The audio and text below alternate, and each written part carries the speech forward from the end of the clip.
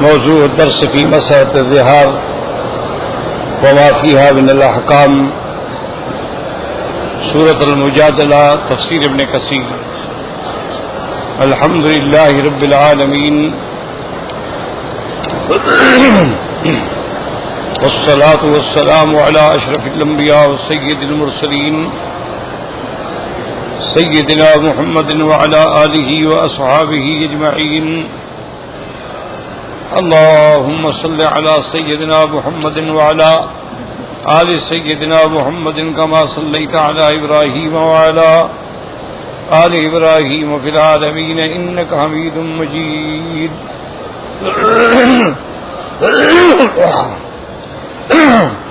أعوذ بالله من الشيطان الرجيم. بسم الله الرحمن الرحيم. قد سمع الله قول التي تجادلك في زوجها وتشتكي إلى الله والله يسمع تحاوركما إن الله سميع بصير. قال المؤلف والمفسر رحمه الله تعالى: أدام النفع بعلومه وعلومكم في الدارين آمين، إلى أن قال الإمام أحمد: حدثنا أبو معاوية قال حدثنا الأعمش عن تميم بن سلمة عن عروة عن عائشة رضي الله تعالى عنها قالت: الحمد لله الذي وسع سمعه الأصوات. لقد جاءت المجادلة إلى النبي صلى الله عليه وسلم تكلمه أنا في ناحية البيت ما أسمع ما تقول، فأنزل الله عز وجل: قد سمع الله قول التي تجادلك في زوجها إلى آخر الآية. مفسر رحمۃ اللہ علیہ ان آیات کی تفسیر فرماتے ہیں: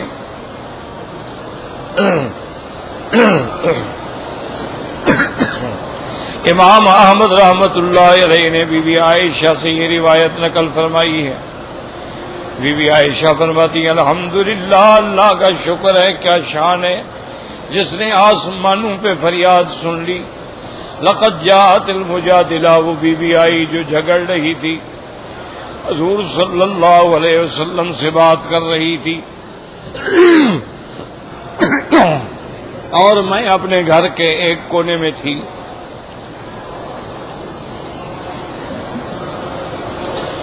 لیکن میں پوری طرح نہ سن سکی وہ کیا کہہ رہی ہے۔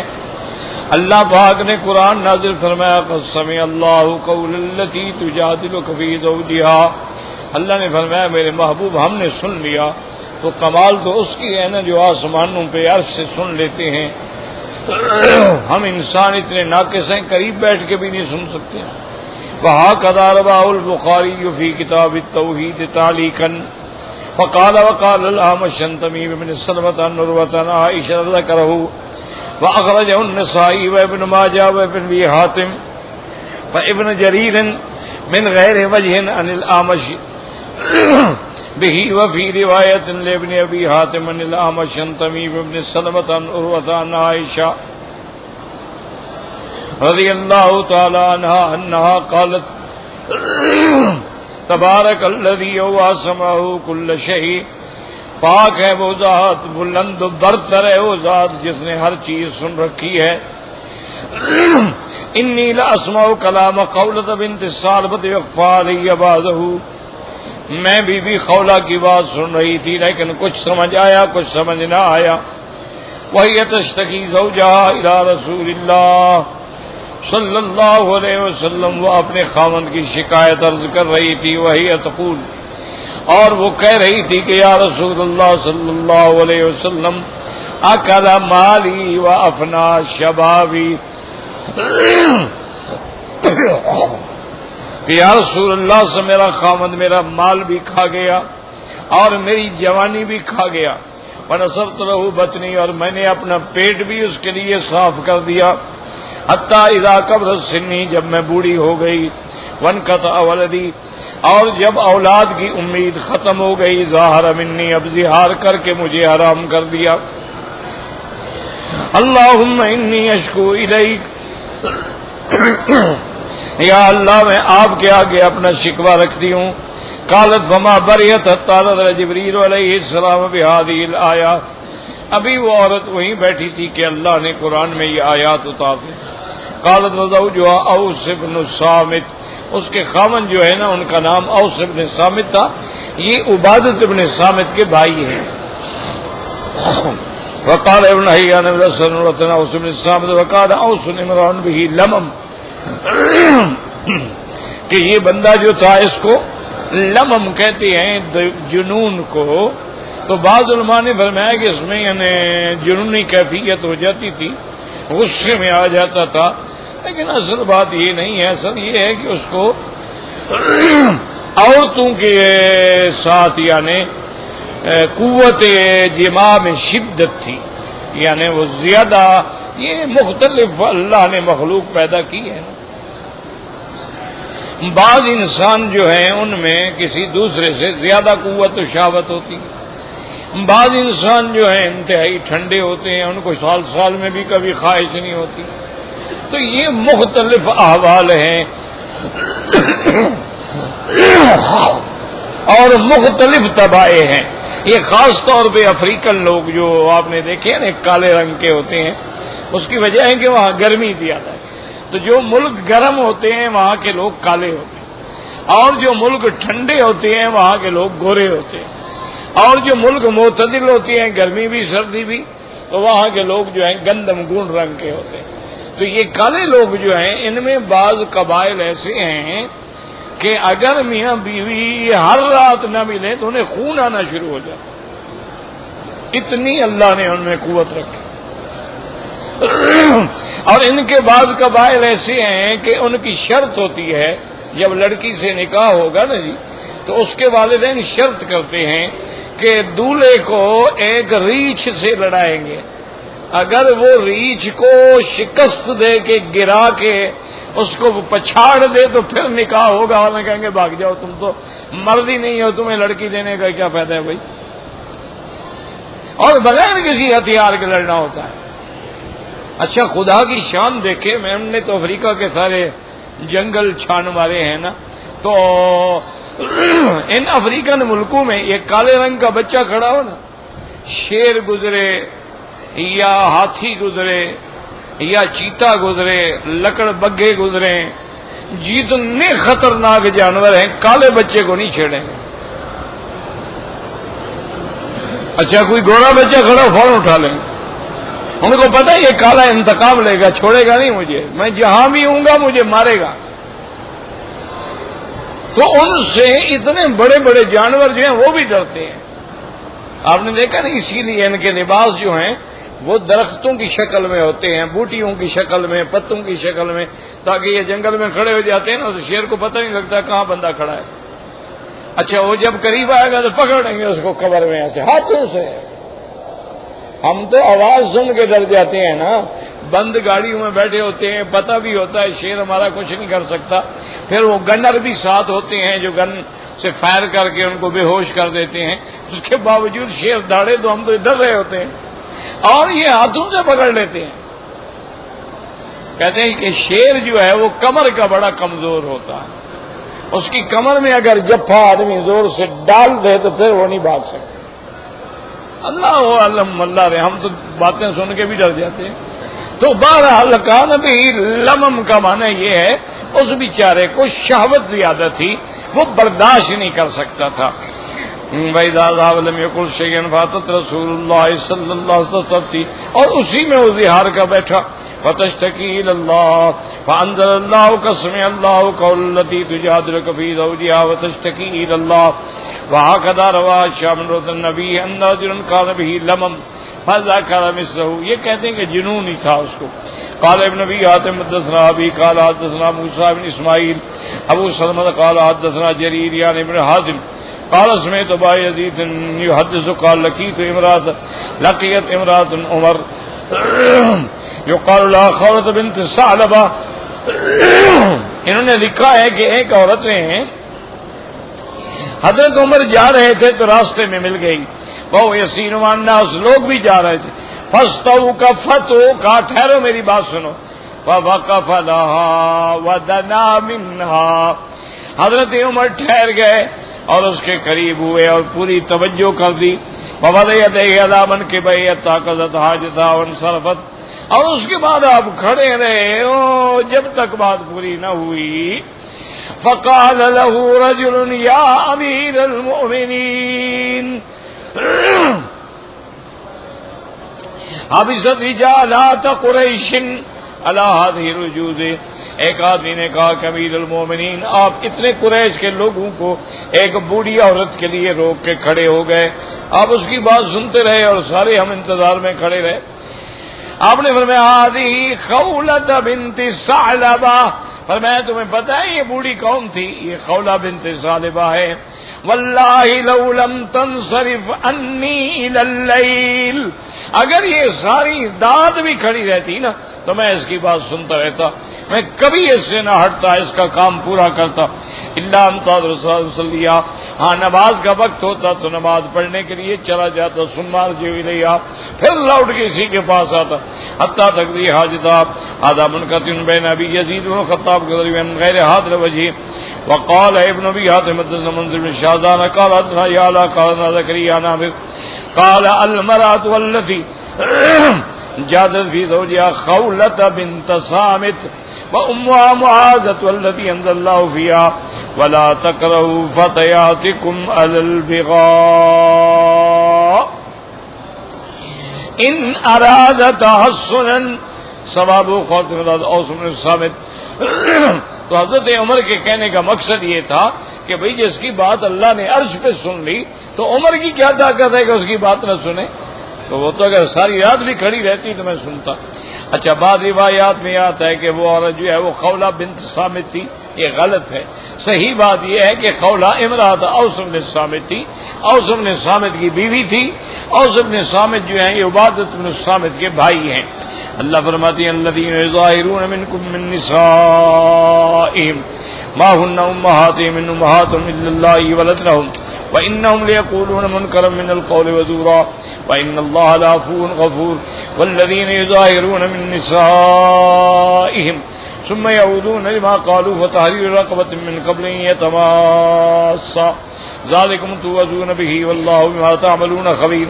ومن لم يجد فصيام شهرين متتابعين من قبل ان يتماسا ومن لم يستطع فإطعام 60 مسكينا ذلك تؤمنوا بالله ورسوله وتلك حدود الله وللكافرين عذاب أليم. قال الإمام أحمد حدثنا سعد بن إبراهيم ويعقوب قال حدثنا أبي قال حدثنا محمد بن إسحاق قال حدثني ما بن عبد الله بن حنظلة بن يوسف بن عبد الله بن السلام عن خويلة بنت ثعلبة قال في والله وفي اوس بن الصامت انزل اللہ تعالی سورۃ المجادلہ. بی بی خولہ نے کہا کہ خدا کی قسم ہے سورۃ مجادلہ کی یہ آیات جو ہے میرے بارے میں اللہ نے نازل فرمائی تھی. قالت كنت عنده وكان شيخا كبيرا. کہتی ہے میں ان کی بیوی تھی اب وہ بھی بوڑھے ہو گئے تھے. قد ساء خلقه بڑھاپے کی وجہ سے مزاج میں چڑچڑا پن آ گیا تھا. قال دخل علی مراجعۃ بشین وغضبا. میرے پاس آئے میں نے جواب دیا کسی بات پہ تو غصے میں آ گئے اور کہنے لگے انت علیہ کدار امی آج کے بعد تم میرے لیے ماں کے برابر ہو. قال ثم خرج وجه في نادي قومي ساعة ثم دخل عليه وإذا هو يريدني النفسي قال قلت الله الذي نفس خويلة بيده لا تخلص ليا. اب اس کے بعد جا کے باہر بیٹھے رہے گھنٹے 2 گھنٹے کے بعد واپس آئے اور پھر وہ مجھے یعنی پکڑنے لگے چاہتے تھے کہ میرے ساتھ جماع کریں. میں نے کہا خبردار مجھے ہاتھ نہیں لگانا تم نے مجھے حرام کر دیا. وقت قلت ما قلت حتى يحكم الله ورسوله فينا بحكمه. جب تک اللہ کا رسول فیصلہ نہ کرے اب تم میرے قریب نہیں آ سکتے. قالت فواثبني کہ اس نے آ کے مجھے پکڑا. فامتنعت منه وقلت ما تقول به المرأة الشيخ الضعيف. کہتا ہے کہ اس نے مجھے پکڑا میں نے بھی اس کو پکڑ کے گرا دیا کیونکہ اب تو وہ بوڑھا ہو گیا تھا اب تو اس میں وہ طاقت نہیں تھی. قالت ثم خرجت الى بعض جاراتي اس کے بعد میں بعض ہمسایہ عورتوں کے پاس گئی، ان سے میں نے کچھ کپڑے لیے تاکہ کپڑے پہن کے جاؤں، میرے پاس تو کپڑے بھی نہیں تھے۔ ثم خرجت من جهة حاجت الى رسول اللہ مجلست بین یدیہ، میں حضور کی خدمت میں آئی اور آ کے اپنی تکلیف سنائی، وذکرت له ما لقيت منه وجعلت اشكو اليه ما القى من سوء وجهه، قالت فجعل رسول الله صلی اللہ علیہ وسلم يقول يا خويلة ابن عمك شيخ كبير فاتق الله فيه۔ میں نے آ کے حضور کو ساری بات سنائی کہ یا رسول اللہ ایسا کیا ہے اس نے، اب بد خلق ہو گیا ہے، بات بات میں جھگڑا کرتا ہے اور اب تو مجھے حرام بھی کر ڈالا۔ حضور نے فرمایا خولا تمہارے چاچے کا بیٹا ہے، کچھ رحم کیا کرو، اپنے چاچے کا بیٹا ہے، بوڑھا ہو گیا، تم بھی بوڑھی ہو گئی، تو ایک دوسرے کے ساتھ شفقت کے ساتھ وقت گزارو۔ اور نے کہا رسول اللہ کیسے میں شفقت، اس نے مجھے حرام کر دیا ہے۔ قالت فواللہ ما بریحت الطعنۃ ما برحت الطعنۃ فی قرآن، بی بی فرماتی ہیں کہ میں وہاں سے ابھی نہیں ہٹی تھی، اللہ نے قرآن نازل فرما دیا۔ فتغشى رسول اللہ صلی اللہ علیہ وسلم ما كان يتغشاه، حضور پہ قرآن کا جب وحی آتی تھی نا تو ایسے ہوتا تھا کہ کوئی بالکل حضور پہ بوجھ آ گیا ہے، ثم سریان ہو، پھر وہ بوجھ جو ہے ہٹ گیا۔ فقال یا خویلہ قال اللہ فیک وفی صاحب قرآنا، حضور پاک نے فرمایا خویلہ تیرے اور تیرے خاوند کے بارے میں اللہ نے قرآن نازل فرمایا، قسم اللہ قول التي تجادلك في زوجها وتشتكي الى الله والله يسمع تحاوركما ان اللہ سمیع بصیر قادر قادر۔ قالت فقال لي رسول اللہ صلی اللہ علیہ وسلم مريه فليعتق رقبة، حضور نے فرمایا جاؤ اپنے خاوند سے کہو ایک غلام آزاد کرے۔ قالت فقلت يا سما عنده ما يعتق، میں نے کہا حضور اس کے بعد تو کچھ بھی نہیں ہے، کہاں سے غلام خرید کر کے آزاد کرے گا بیچارہ؟ آپ نے فرمایا اس کو کہو فلیصم شہرین متتابعین، اس کو کہو اچھا 2 مہینے کے روزے رکھے۔ قال فقلت واللہ انه شیخ کبیر ما بی من صیام، تو میں نے کہا کہ یا رسول اللہ بوڑھا ہو گیا ہے، اب اس سے 2 مہینے کے روزے رکھے جاتے ہیں بیچارے سے، کہاں روزے رکھ سکتا ہے وہ؟ قال فلیطعم 60 مسکین وسکن طعام، آپ نے فرمایا کہ 60 سا کے قریب ایک وسق ہوتا ہے، اتنا کھجور صدقہ کریں، 60 مسکینوں کو دے دیں۔ قال اللہ سے ماذا کہندوا، میں نے کہا حضور اس کے بعد یہ کھجور بھی نہیں ہے۔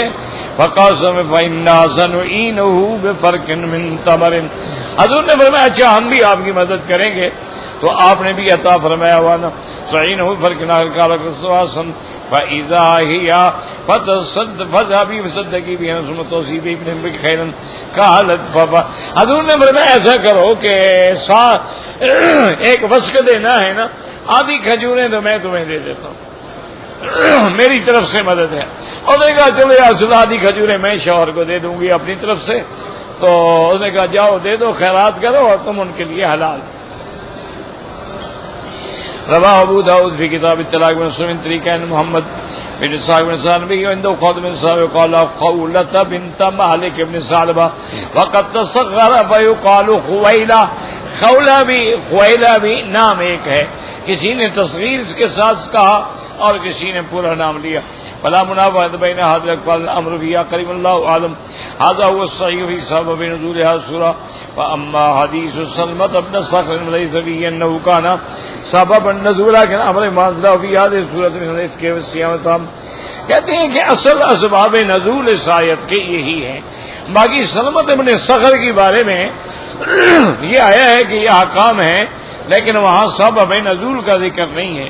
کما قال امام محمد بن یزید بن قال اخبرنا ابو صالح بن سعد محمد بن امرتين عن سليمان الانصاري قال كنت امرا قد اوتيت من جماع النساء ما لم يؤت غيري، اس میں ہے کہ سلمة بن صخر فرماتے ہیں کہ میں ایک ایسا مرد تھا، اللہ نے مجھے جتنی قوت دی تھی نا وہ اور مردوں میں نہیں تھی۔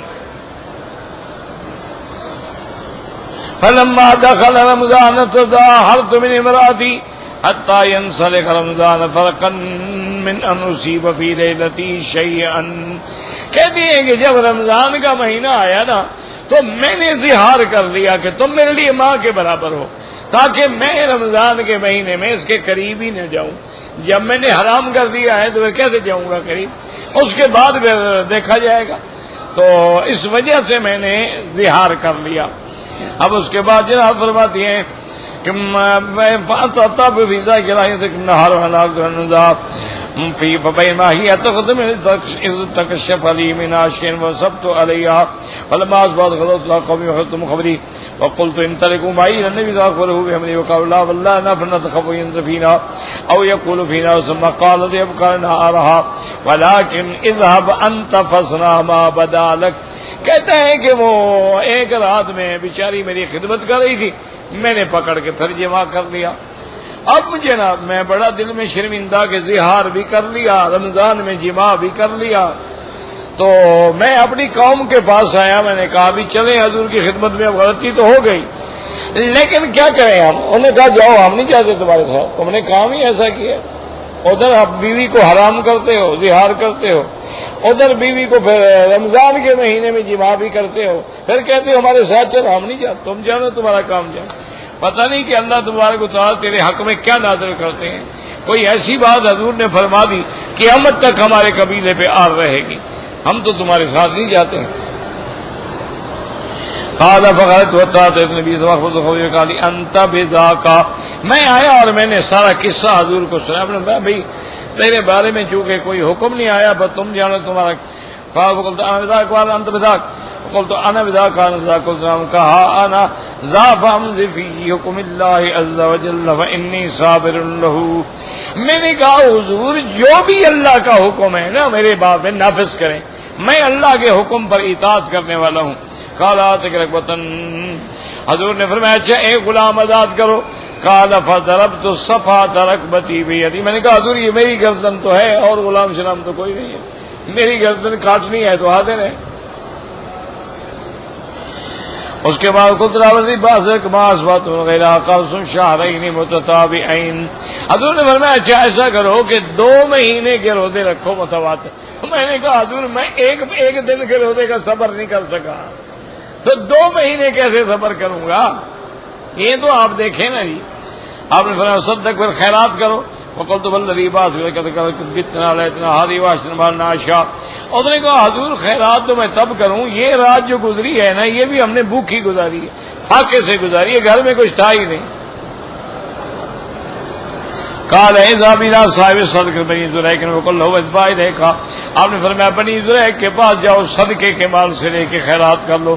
فاطمان کا من وسکن تمن 60 مسکینا سبستعن بسائره عليك وعلى عليك. آپ نے فرمایا کہ 60 سال لے کر تقسیم کرو. قالوا جاءت له قوم قل جئت عندك مزيق وسوء الراي جند الصاد برکت عملی بصدقتك فتووا اليها. اور کہتے ہیں کہ واپس اپنی قوم کے پاس آیا. میں نے کہا بات سنو، تمہارے پاس میں آیا تھا، تمہیں آ کر اپنا حال بتایا، تم لوگوں سے بدخلقی اور تنگی کے سوا مجھے کچھ نہیں ملا. میں حضور کی خدمت میں گیا، رحمت بھی ملی، برکت بھی ملی، آزادی بھی ملی، اور حضور نے حکم دیا ہے کہ تم 60 وسق جو ہے نا 100 کھجور دو تاکہ میں خیرات کروں. تو کہتے پھر قوم نے اکٹھی کر کے مجھے دی اور میں نے خیرات کر تاکہ وہ صدقہ جو ہے وہ ادا ہو جائے.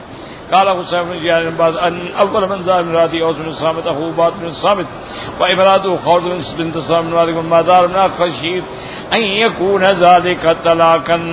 فاتى الرسول وقال يا رسول الله اوس ظهر مني وانا ان افترقنا هلكنا وقد نصرت بطني من وقد صحبته وذلك تفكير منها جاء في ذلك شيء. اب مفسر فرماتے ہیں کہ حضرت ابن عباس کا قول ہے کہ سب سے پہلے رہار کرنے والا جو ہے یہ اوس بن صامت ہے، عبادہ بن صامت کا بھائی ہے. اس کی بیوی کا نام خولت بنت ثعلبہ ہے.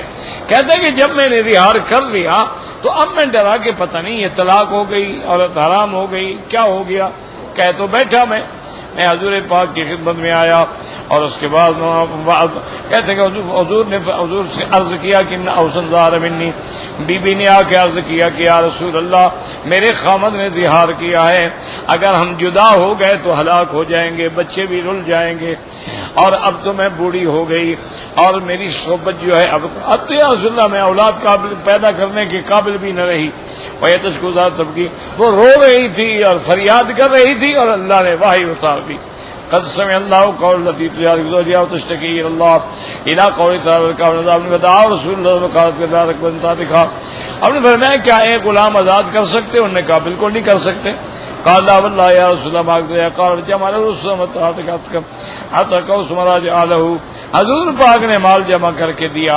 رواہ ابن جبیر عباس سنا ما قلناه واللہ اعلم۔ فقوله تبارک وتعالی الذین یظاہرون منکم من نسائهم، اصل الظہار مشتق من الظہر، لفظ ظہار جو ہے یہ پشت سے ہے۔ وذالک ان الجاہلیت کان ظہار آدم راضی قال انت علی ظہر امی، زمانہ جاہلیت میں جب کوئی ظہار کرتا تھا تو یہ کہتا تھا تم میرے لیے ایسے ہو جیسے میری ماں کی پشت ہے۔ ثم فی الشرع کان الظہار فی سائر الاعضاء قیاسا الظہر وکان الظہار عند الجاہل طلاقا، فارخص اللہ لآدم وجعل فیہ کفارۃ ولم یجعلہ طلاقا کما کانوا یعتمدونہ بجاہلیتہم، وہکذا قال غیر واحد من السلف واللہ اعلم۔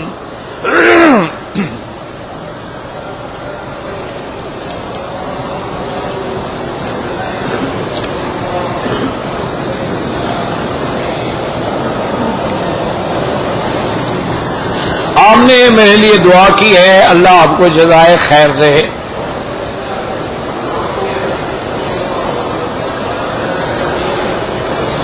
کہتے ہیں جی کہ ایسی کون سی غلطی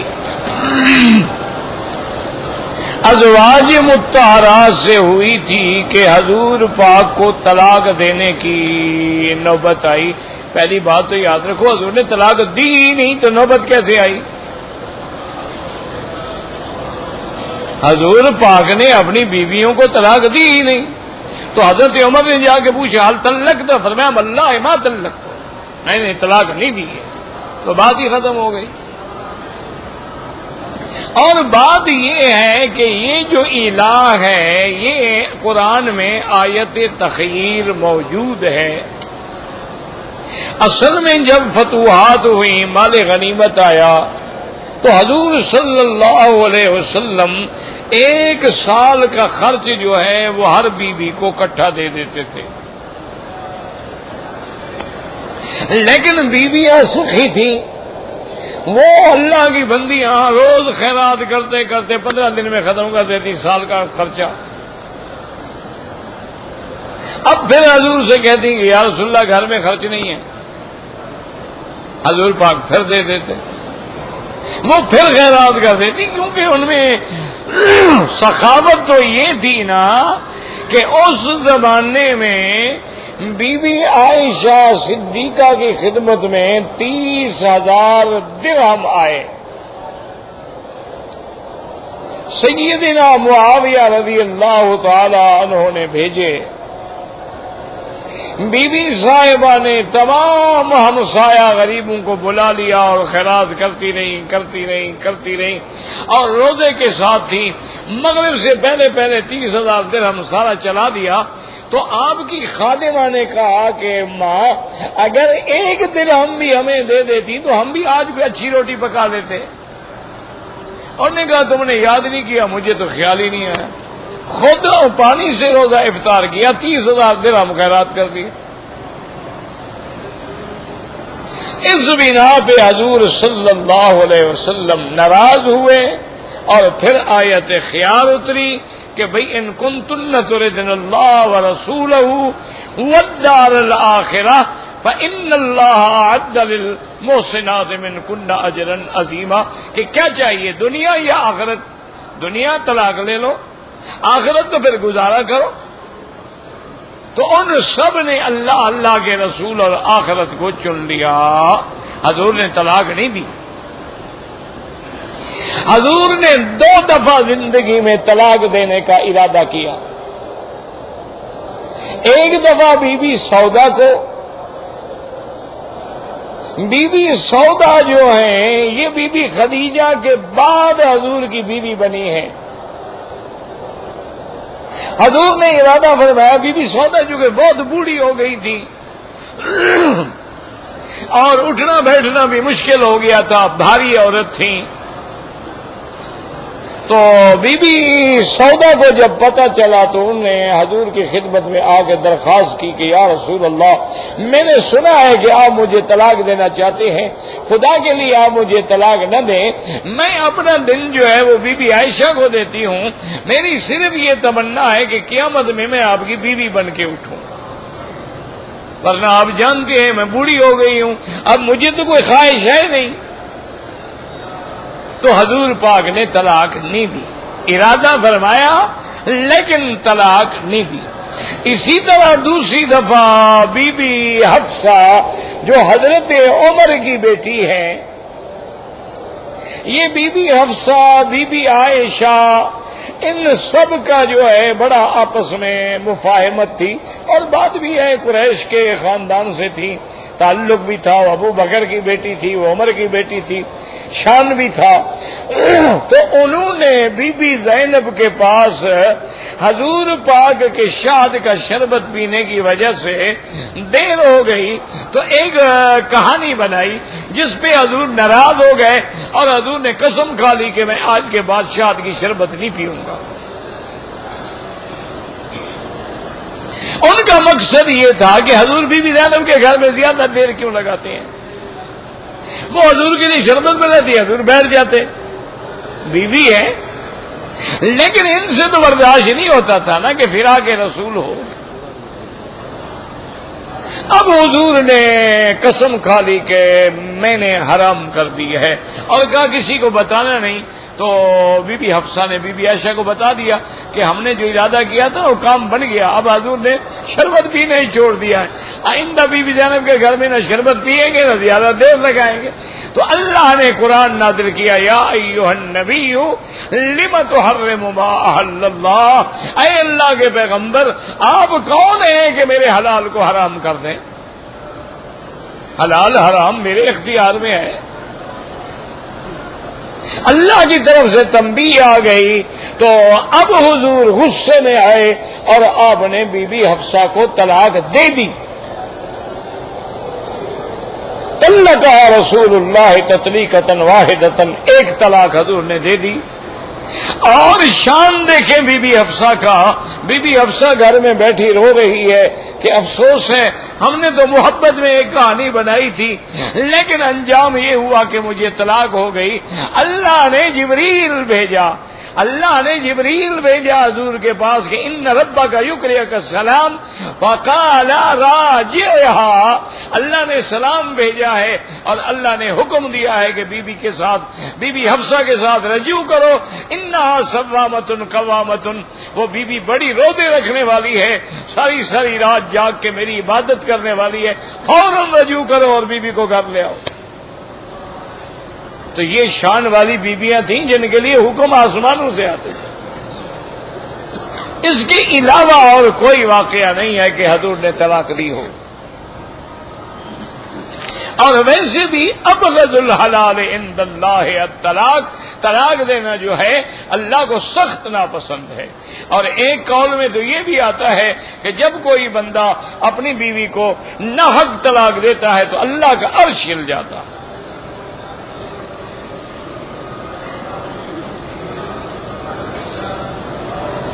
حضور پاک نے خطبہ حجۃ الوداع جو ہے، جہاں جبل رحمت ہے اس کے دامن میں کالے کالے پتھر پڑے ہیں، اسی جگہ حضور نے اونٹنی پہ بیٹھ کے خطبہ دیا تھا.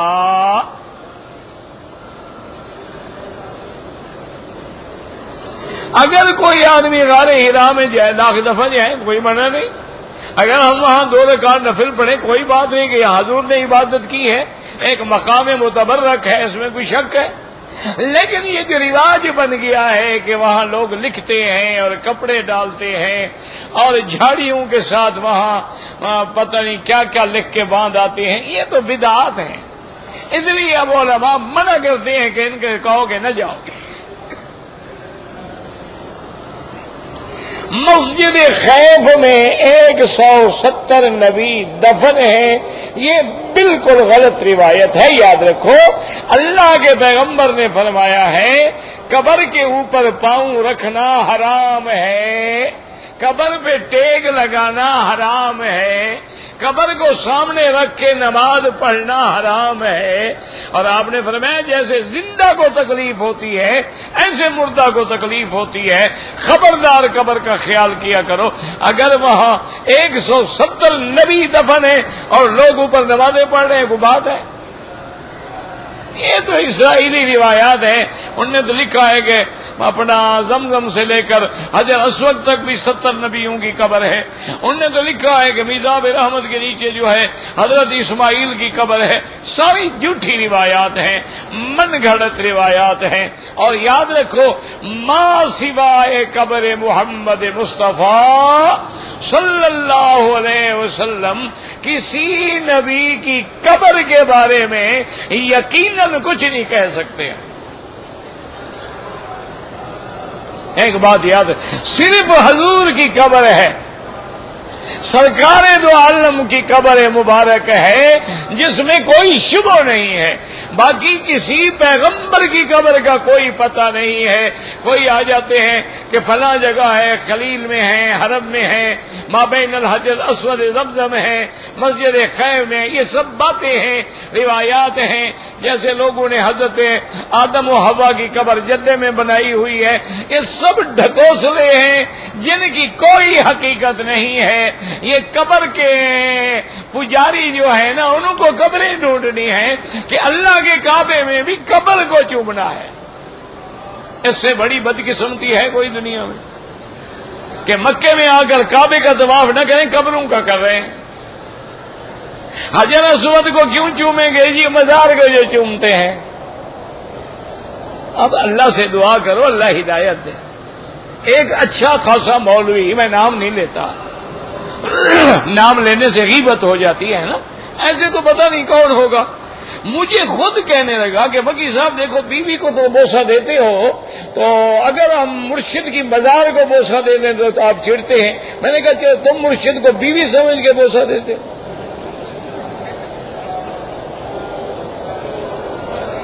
پھر جناب آئے، میں نے کہا آئے کیا مانا؟ عقل کرو. میں نے کہا مولوی ہو تم، بیوی کو بوسہ دینے کا حکم اللہ نے دیا ہے. ہن لباس لکم وانتم لباس لہن ومن آیاتہ ان جعل لکم من انفسکم ازواجا لتسکنوا الیہا وجعل بینکم مودۃ ورحمہ. اللہ نے ہمیں قرآن میں حکم دیا فاتوا حرثکم انا شئتم. قبر کے بوسے کا حکم نہ قرآن نے دیا ہے نہ محمد مصطفیٰ نے دیا. بات یہ نہیں ہے کہ آدمی ایسی مثالیں نہ دیا کرو جس سے نعوذ باللہ ثم نعوذ باللہ اولیاء اللہ کی توہین ہو جائے. کیا کہہ رہے ہو؟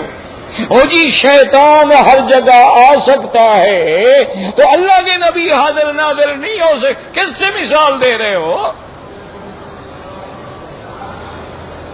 خدا کا خوف کرو، ایمان ختم ہو گیا. اللہ کے پیغمبر کی مثال کس سے دے رہے ہو؟ سورج ہر جگہ حاضر ناظر ہے تو نبی ہر جگہ نہیں آ سکتے ہیں، تو پھر مدینہ منورہ جانے کی کیا ضرورت ہے؟ سورج کی روشنی ہر جگہ پہنچتی، حضور بھی آپ کے پاس آ جائیں گے، السلام علیکم، بات ختم. کیوں ایسے جھوٹے عقائد گھڑنے کے بعد امت نبی پاک کی امت کو برباد کر رہے ہو؟ قبر آئے گی، حشر آئے گا، مولویوں پیٹ بڑھا لو، حلوے کھا لو اور مار کے لیے تیار ہو جاؤ. کوئی مسئلہ ہے کہ بی بی رابعہ بصریہ آ رہی تھی، اللہ کا کعبہ بی بی کو سلام کرنے کے لیے چلا گیا. وہ کعبہ جو چلا گیا، جو یہاں عمرہ کر رہے تھے ان کے عمرے تو برباد ہو گئے، کعبہ تو گیا بی بی رابعہ کے پاس. اور پھر میرے مدنی کئی دن تک حدیبیہ میں بیٹھے رہے. یہ کعبہ چل کے محمد مدنی کے پاس نہیں گیا، رابعہ بصری کے پاس چلا گیا. کیوں اپنے عقائد برباد کر کے امت کو شرک و بدعات کی ایسے مقامات دلدلوں میں ڈال رہے ہو؟ یہ محبت نہیں ہوتی ہے. محبت وہ ہے جو اللہ کے حکم، اللہ کے فرمان، سرکار دو عالم کے فرمان کے مطابق ہے. اور خدا ہوتا ہے، نبی ہوتا ہے، ولی ہوتا ہے. گر فرق مراتب نہ کنی زندگی کی. اگر ولی کو نبی سے بڑھاؤ گے، نبی کو خدا سے بڑھاؤ گے، تو پھر اپنے عقیدے کی خیر مناؤ. پھر ابو جہل بھی اتنا بڑا مشرک نہیں تھا، وہ تو ضد میں آگے نہیں مانا، ورنہ تو خدا کو تو مانتا تھا. وہ تمہاری طرح وہ تو ضدی تھا. بڑے قومیں ایسی ہوتی ہیں نا، قریش ایک مارشل قوم تھی نا، جیسے بلوچ ہیں، ضد میں آ جائیں گے نہیں مانیں گے، قرآن پڑھو نہیں مانیں گے. پٹھان ہیں اللہ قرآن سناؤ. اگر ضد میں آ گیا خان تو بس خان جو ہے نا جی، وہ خان ہوتا ہے. پھر وہ کہتی ہیں نا، خان کا پوت گھڑی میں ولی، گھڑی میں بھوت. اسی طرح قریش تھے، وہ جانتے تھے.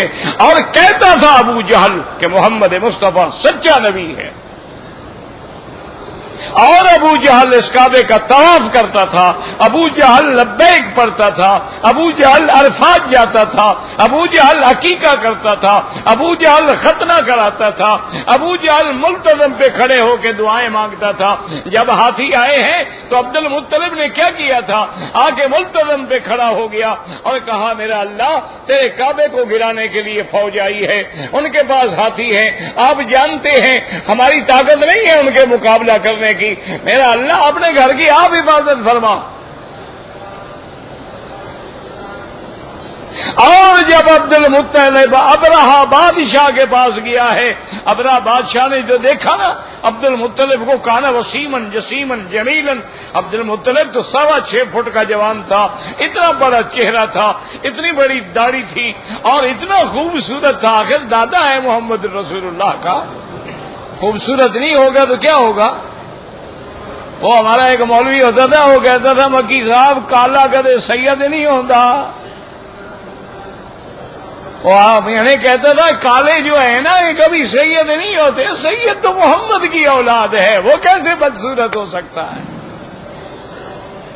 ان کے چہرے پر تو آثار آتے ہیں جمال محمد مصطفیٰ کے صلی اللہ علیہ وعلا آلہ وصحابہ وسلم.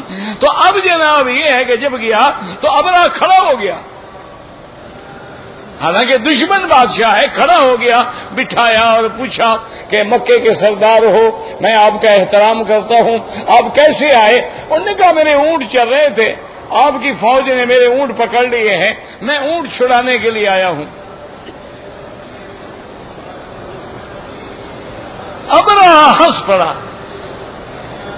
عبد المطلب نے کہا کیا بات ہے؟ انہوں نے کہا میں نے سمجھا تھا اتنا بڑا آدمی ہے، کیا چھوٹی بات کر رہے ہو،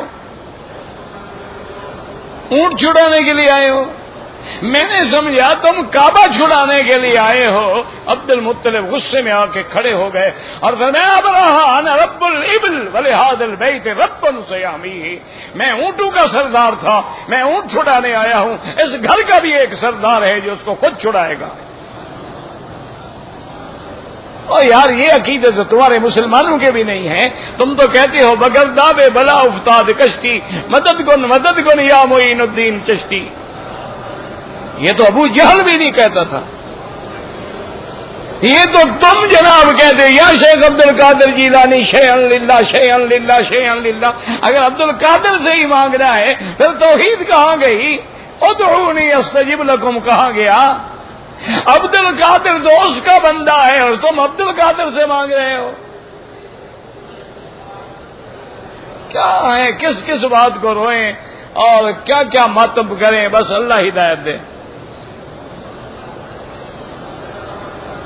حضور وحی نازل ہونے کے بعد دوبارہ غار ہرا گئے. کیوں جاتے تو غار ہرا؟ مقصد ہی حاصل ہو گیا. یہ تو تم ہو نا کعبے میں آ کے بھی غاروں کو نہیں چھوڑتے ہو. حضور پہ وحی آ گئی، بات ختم ہو گئی. ویسے حضور جاتے تھے.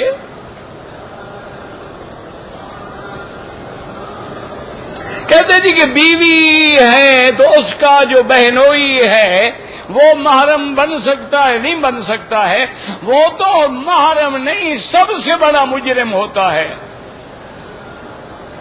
حضور سے کسی نے پوچھا تھا کہ یا رسول اللہ دیور جو ہے آخر کیا کہا؟ ہم نے فرمایا الحمب والموت. آپ نے فرمایا کہ وہ دیور تو موت ہوتا ہے. کیوں؟ گھر میں آئے گا، کوئی دیکھے گا بھی نہیں، اعتراض بھی نہیں کرے گا نا. انجام کیا ہے؟ زنا ہوگا، سزا موت ملے گی، وہ تو موت ہے.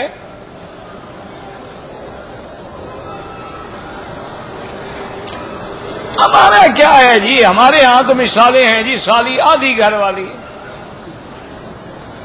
انا للہ و انا الیہ راجعون. یاد رکھ لینا میری بات، میں بالکل ایک چھوٹا سا ادنا سا طالب العلم ہوں.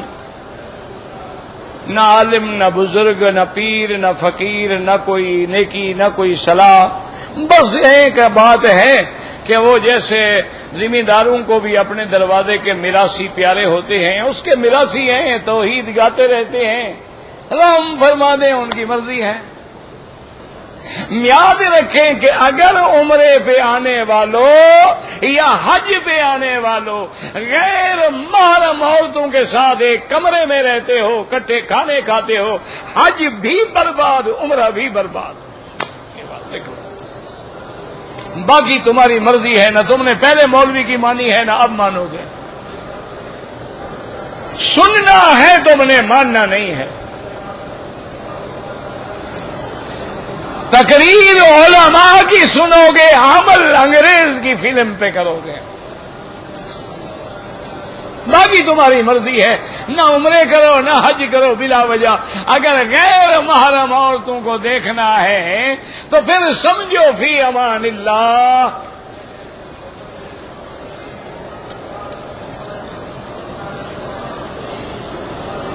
میں عمرہ کرنا چاہتا ہوں، بی بی عائشہ بالکل کریں. احرام چادریں ہوٹل سے باندھیں، کہیں سے باندھیں. اصل تو نیت ہے عمرے کا، کپڑے کا نام تو احرام نہیں. جب تک نیت نہیں کرو گے، دو چادریں باندھ کے ساری زندگی پھرتے رہو. مسافر اگر راستے میں نماز پوری نہیں پڑھیں گے، قصر پڑھیں گے، یعنی 4 رکعت نماز والی 2 رکعت، سنت نفل معاف ہے، وتر معاف نہیں کہ وتر واجب ہے.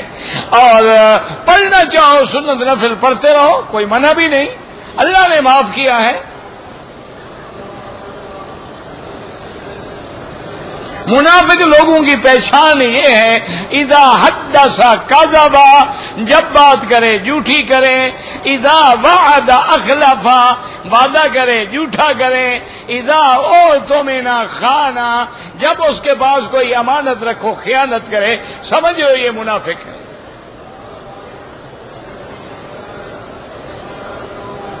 قرآن میں جو سجدوں کا حکم ہے اللہ کی عظمت کا اعتراف ہے یا اللہ کی نعمتوں کا شکر ہے.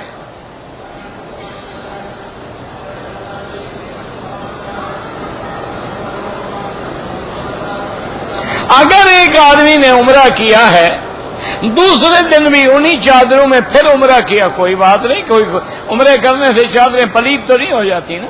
چاہے 100 عمرہ کرو.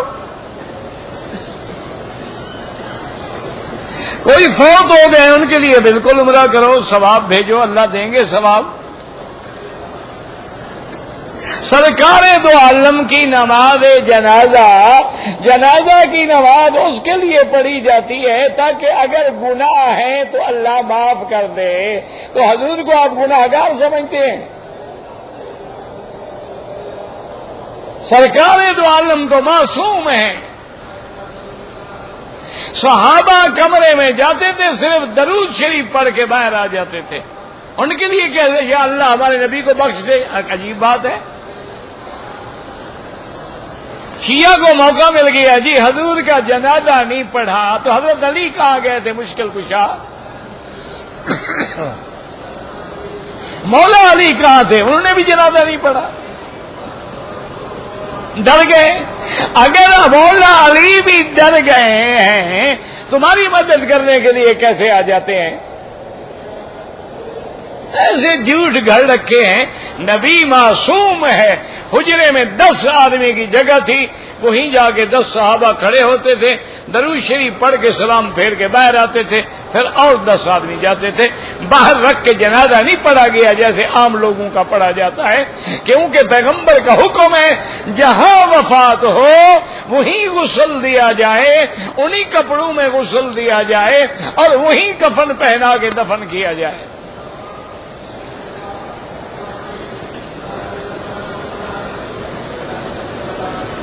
حضور پاک کی عمر مبارک جو ہے 63 سال تھی.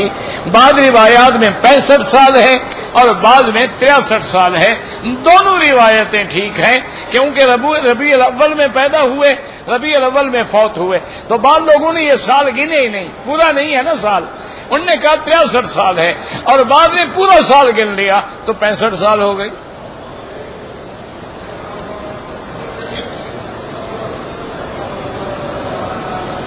اگر ہم جدے جائیں واپس آئیں، احرام باندھ لو مرضی ہے، نہ باندھو مرضی ہے، باندھ لو اچھی بات ہے، مفت میں عمرہ مل جائے گا.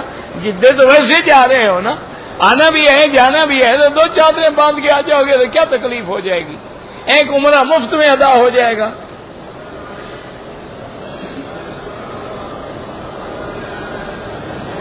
ایک آدمی آئے تھے انڈیا سے حج کرنے کے لیے، انہوں نے عرفات بھی گئے، مزدلفہ بھی گئے، شیطان کو بھی مارا، قربانی بھی کی، احرام کھول دیا، طواف زیارت نہیں کیا. اگر مینا کے آنے کے بعد کوئی طواف کیا وہ طواف زیارت خود بخود ہو جائے گا. اگر بالکل نہیں کیا ان کا حج نہیں ہوا، واپس آئیں، عمرہ کریں، طواف زیارت ادا کریں اور اس کے بعد دم بھی ادا کریں. اور بعض علماء فرماتے ہیں بدنہ ادا کریں، یعنی ایک گائے یا بھینس.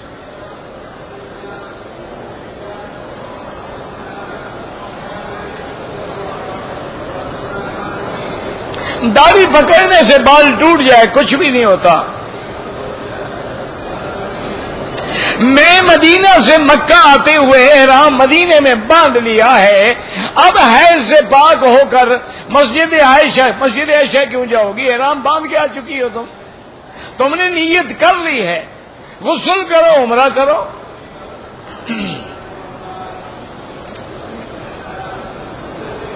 بلڈنگ سے عمرے نہیں ہوتے، عمرے کے لیے حد حرم سے باہر جانا ضروری ہے.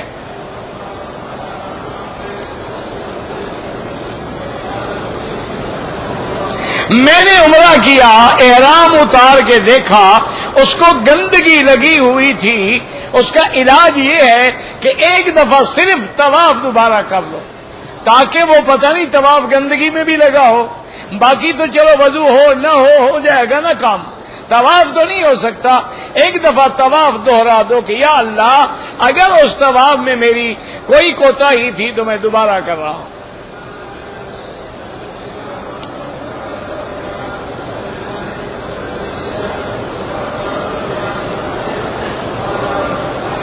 دکان بھی کھولو، یہ کوئی نیکی نہیں ہے کہ کاروبار کھول کے بیٹھ جاؤ اور کہو بس یہ اللہ کا کام کرنا ہے. اللہ نے کہا کام کرو، فابتغوا من فضل اللہ.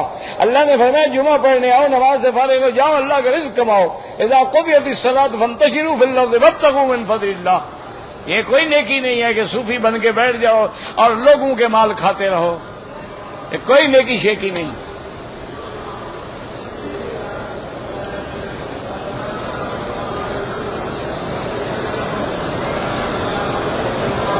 کہتے جی مکے میں دین پھیلا تو انہوں نے محنت کی تو تمہارے پاس دین آیا. محنت نہ کرتے دین کہاں آتا؟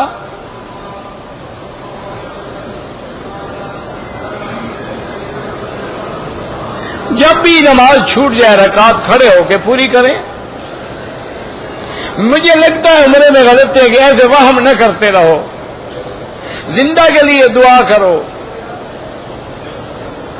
خانہ کعبہ میں امام کے ساتھ مقتدی آواز کیوں لگاتے ہیں مجھے نہیں پتا. آواز کون لگاتے ہیں؟ یعنی مکبر. وہ تو ہے نا کبھی اگر سپیکر فیل ہو جائے تو لاکھوں لوگوں کی نماز تو خراب نہ ہونا.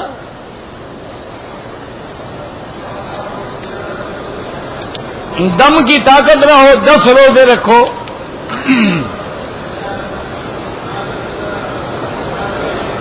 کہتے ہیں جی کہ ٹی وی رکھنا حرام ہے. ٹی وی رکھنے سے کچھ نہیں ہوتا. بات یہ ہے کہ اس میں حرام نہ دیکھو، قرآن دیکھو، قرآن سنو، علماء کے درس سنو، تقاریر سنو، کعبہ دیکھو، لیکن حرام چیزیں نہ دیکھو. بعض لوگ کہتے ہیں کہ مرد عورت کی نماز میں کوئی فرق نہیں. اللہ ہدایت دے، ان کے نزدیک شاید مرد اور عورت میں ہی کوئی فرق نہ ہو سکتا ہے، ورنہ کتنا بڑا فرق ہے. مرد امام بنتا ہے، عورت امام بنتی ہے. مرد کے لیے اول صف افضل ہے یا آخر؟ عورت کے لیے آخر ہے. مرد اگر امام غلطی کرے بول کے بتائے گا، عورت آواز دے گی. فرق ہے کہ نہیں ہے؟ کیسے فرق نہیں ہے؟ عورت برقع پہن کے آئے گی، مرد بغیر برقعے کے نماز پہ آئے گا. فرق ہے کہ نہیں ہے؟ کیا بات ہے کہ فرق نہیں ہے؟ اور اسی طرح سجدے میں بھی عورت اپنے دونوں لاتیں جو ہیں دائیں طرف نکال لے، اور جتنا زمین کے قریب ہوگی، جتنا سطر ہوگا، اتنا اجر زیادہ ہوگا.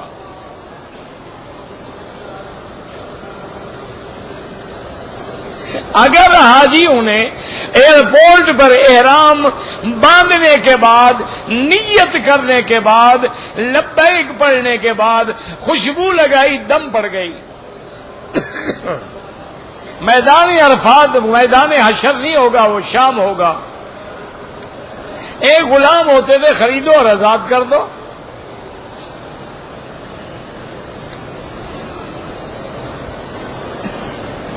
اگر کمپنی میں کام کرتا ہے، کمپنی اجازت نہ دے، حج ہو جائے گا. حج تو ہو جائے گا، اپنے وقت میں کرو، ان کے وقت میں نہ کرو.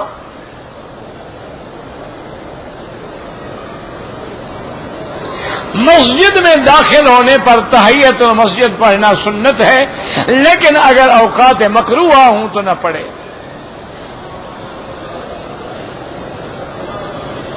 زندہ لوگوں کا واسطہ بنانا، ان سے کہو میرے لیے دعا کرو جب زندہ آپ کے سامنے ہو.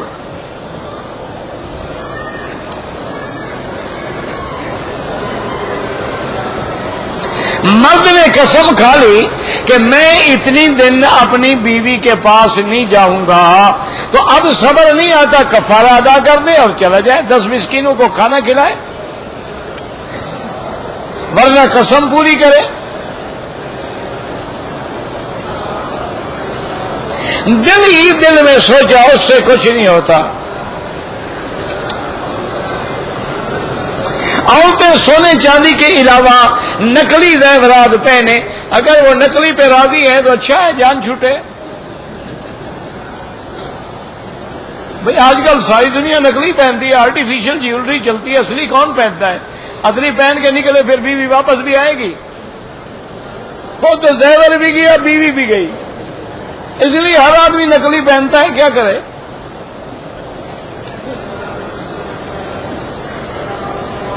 اگر آدمی نے احرام نہیں باندھا، 2 رکعت پڑھنے سے پہلے بدن پہ خوشبو لگائے، غسل کرے، وہ جائز ہے.